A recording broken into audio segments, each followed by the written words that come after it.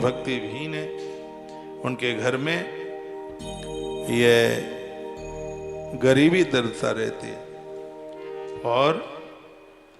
और भी बड़ी अद्भुत बातें कही गई हैं। जिनके घर में देखिए बीमारी औषधि खुली पड़ी रहती है, मैंने कभी पहले भी जिक्र किया, दवाइयों को खुला मन छोड़िए, ये घर की बरकत को रोक देंगे। स्पष्ट श्लोक है यहाँ पर। मैं एक बार फिर निवेदन आपको इस बात के लिए करूंगा।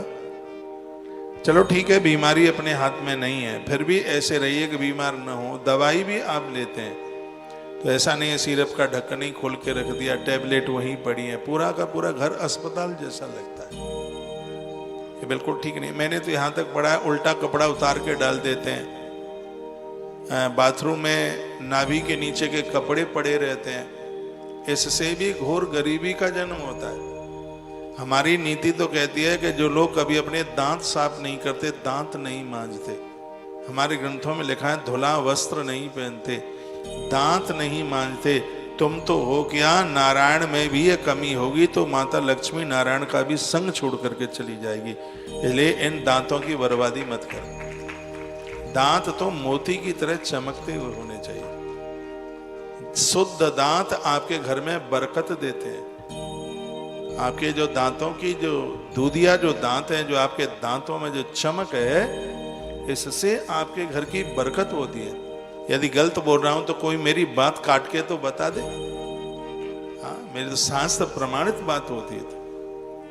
तो गुटखा खा खा करके उल्टा पुल्टा कर करके ऐसी रेड मार डाली है दांतों की, ऐसे को गत कर डाली है दांतों की, उनके तो पास बैठना बड़ा मुश्किल होता है।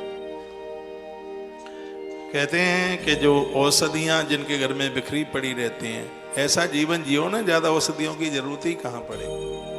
औषधियां ही तो और ज्यादा बीमार कर रही हैं। उसको आप लेते हैं तो उसको सिस्टम से उसको रखिए, टैबलेट पड़ी है पत्ते में रखिए, डिब्बे में रखिए, उसको जब जरूरत पड़े तब उसको लीजिए। बहुत पूरा चैप्टर भरा पड़ा है। जिनकी रसोई में सब बर्तन भाड़े ऐसे ही पड़े रहते हैं, उल्टा तवा रखना अशुभ है, उल्टी कढ़ाई रखना ये बिल्कुल अशुभ है। और आटा लगे हुए परात में फिर आटा गूंथना, ये तो अशुभ का भी अशुभ है।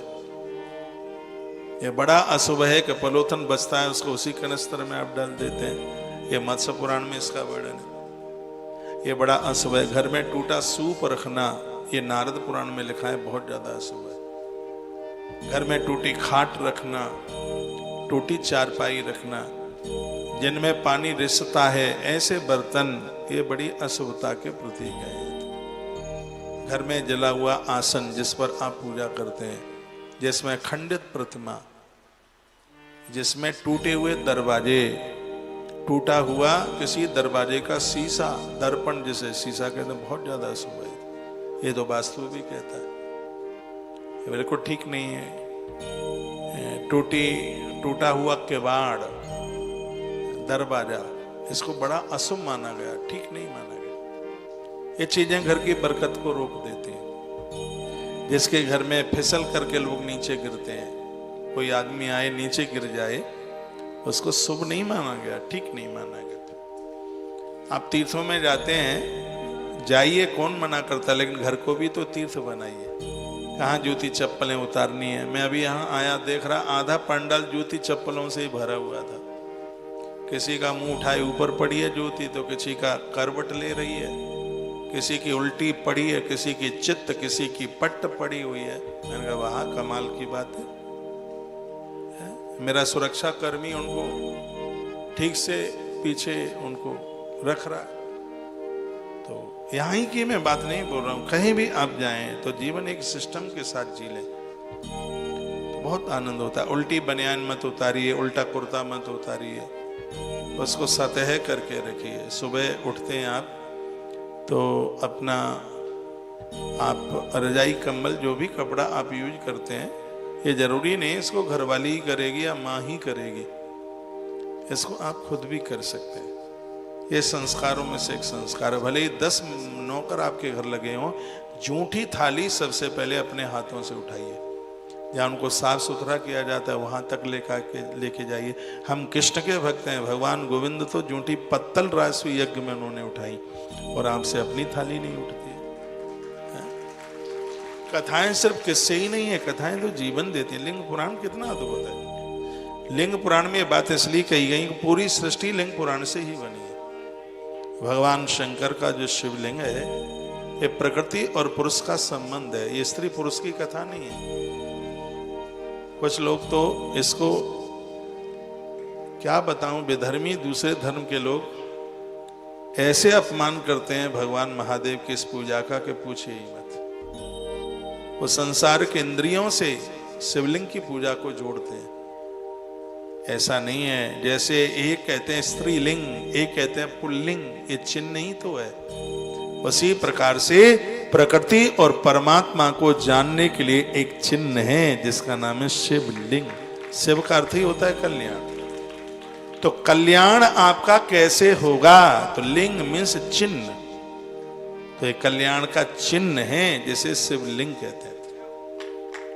ये संसार के इंद्रियों से इसको घटित मत कीजिए, अपराध हो जाएगा, अन्याय हो जाएगा।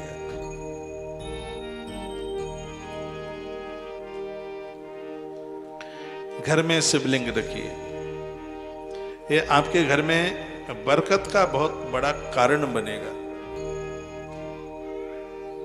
अब अलक्ष्मी परेशान थी बहुत ज्यादा, तो महात्मा दुष्यंत ने भगवान नारायण का आह्वान किया तो नारायण लक्ष्मी को लेकर के प्रकट हो गए। वो चरण गिड़गिड़ा रही थी, पाम में तो आ नहीं सकती थी, लक्ष्मी है ना, तो मुझे रहने को स्थान दिया, हाय मैं मरी, हाय मैं मरी, हाय मैं मरी। तो भगवान ने कहा देख ये है पीपल का पेड़ और रविवार के दिन तेरा वास इसमें होगा। जो रविवार को पीपल की पूजा करेगा, ग्रंथ बोलता है रविवार को पीपल की पूजा कहाँ होती है? रविवार संडे वाले दिन। भगवान नारायण ने बोल दिया। देखिए जो अनजान में कर दे तो कोई बात नहीं है। भगवान कहते हैं यदि जान से जानकर यदि रविवार के दिन इस पीपल में अश्वत्थ में कोई आके पूजन करता है तो तुझे उसके घर में ठहरने को जगह मिल जाएगी। ये मेरा कहना है, भगवान बोले। इसलिए अकेली तुलसी माई ही नहीं, तुलसी माई को तो पूजा जाता है रविवार को, सिर्फ तुलसी को तोड़ा नहीं जाता। मैं आपको कंफ्यूज नहीं करूंगा, जो बात है वो यही है। लेकिन रविवार के दिन तो पीपल को पूजा भी नहीं जाता। हाँ, रविवार के दिन। औ माता लक्ष्मी रोने लगी कि बहन को जगह दे दी, मैं कहाँ रहूं? तो भगवान ने कहा चल शनिवार के दिन तेरा पीपल में वास होगा। जो शनिवार को पीपल की पूजा करेंगे वो माला माल हो जाएंगे, उनको सब कुछ मिल जाएगा। मैं कहता हूं घर में बरकत नहीं हो रही है, पैसा टिक नहीं रहा है। मेरे सामने ग्रंथ रखा है, इसका एक बार दर्शन कर लो। ये सब बनावटी बातें नहीं है, कितना मोटा ग्रंथ है ये। इस पर लिखा है लिंग महापुराण। पढ़ते पढ़ते पेज भी घायल हो गए उसके तो। यह है लिंग महापुराण। इसकी ये कथाएं बड़ी मजबूत हैं और ये बड़ी अद्भुत कथाएं इस ग्रंथ की। और 7 तारीख को दोपहर तक इसमें से हम आपके बीच में कुछ बढ़िया सा आपके बीच में परोसते रहेंगे। घर में पैसा टिक नहीं रहा है, बीमारी है, तो पति पत्नी दोनों जाइए, 1 लोटा जल चढ़ाइए, सूत बांधिए पीपल की पिंडी से और कम 7 परिक्रमा कीजिए। पितर परेशान है तो तिल के तेल की जोत जलाइए, और कारोबार नहीं चल रहा है तो घी की जोत जला करके रख के आ जाइए। 7 शनिवार कर लो, आनंद हो जाएगा। ज्यादा कर सको तो ज्यादा कर लो।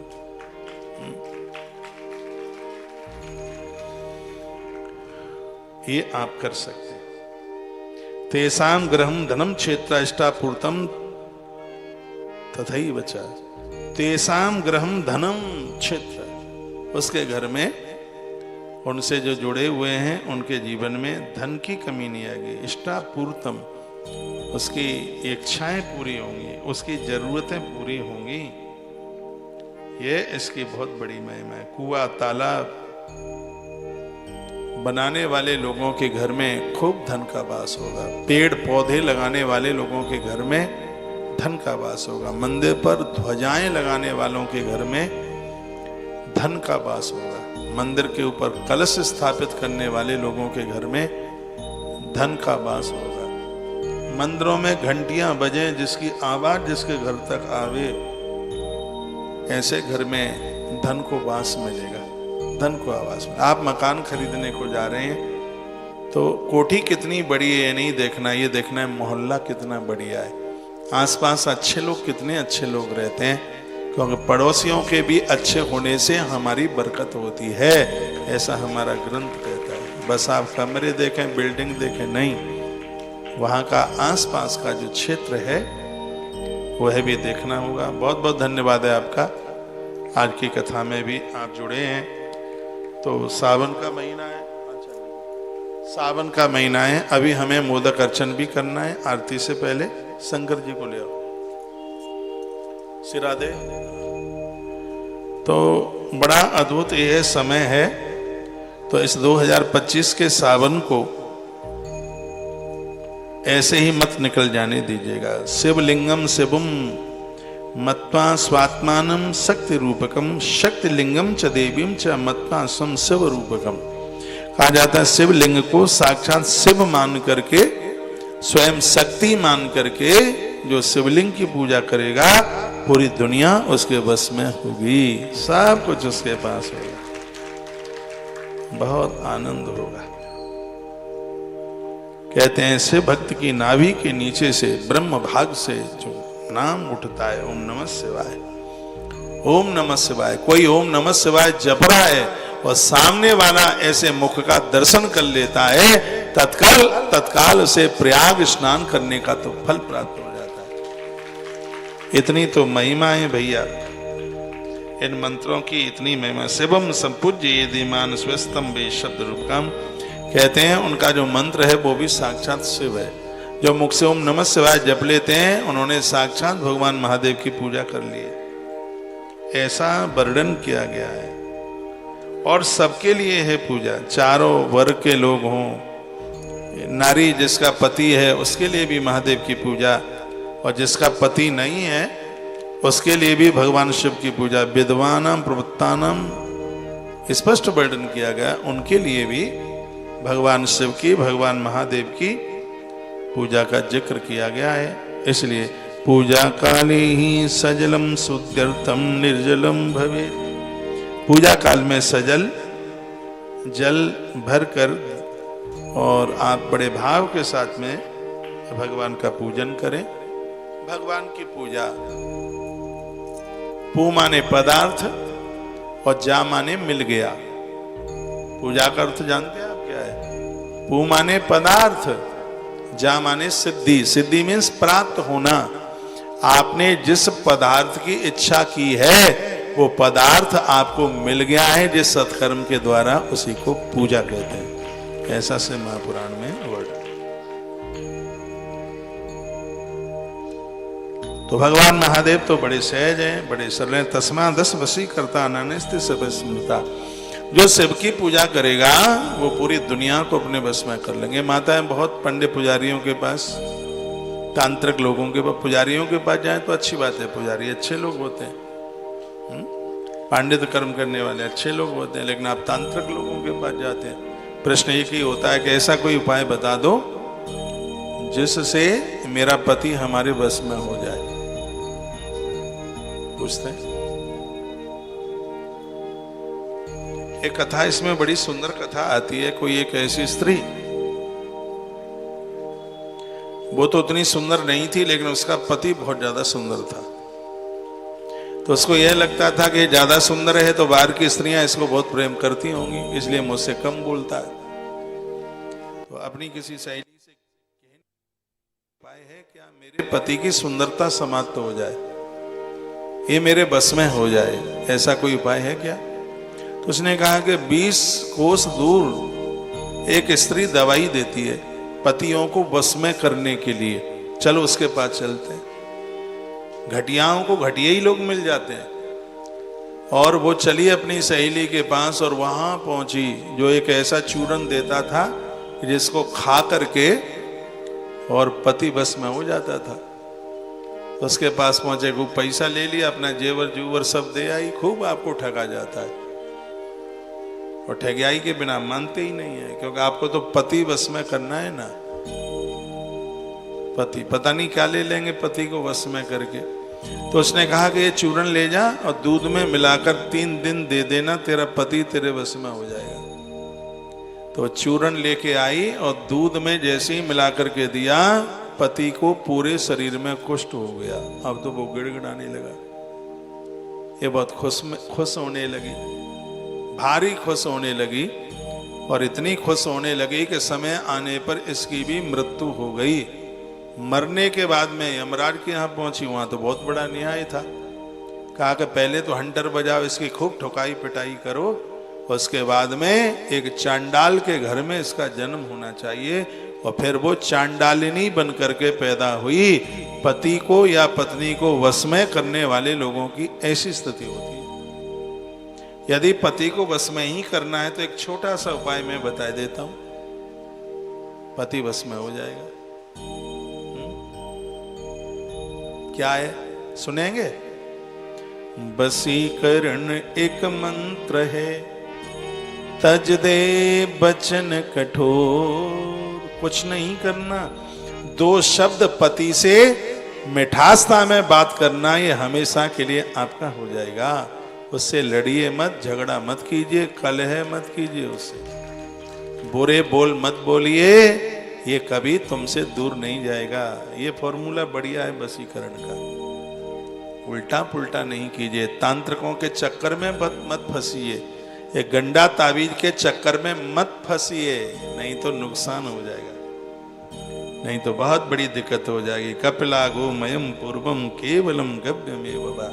गौ माता के घी से घर में दिए जलाइए, सुबह शाम भगवान का नाम लीजिए, पीपल तुलसी बरगद की पूजा कीजिए।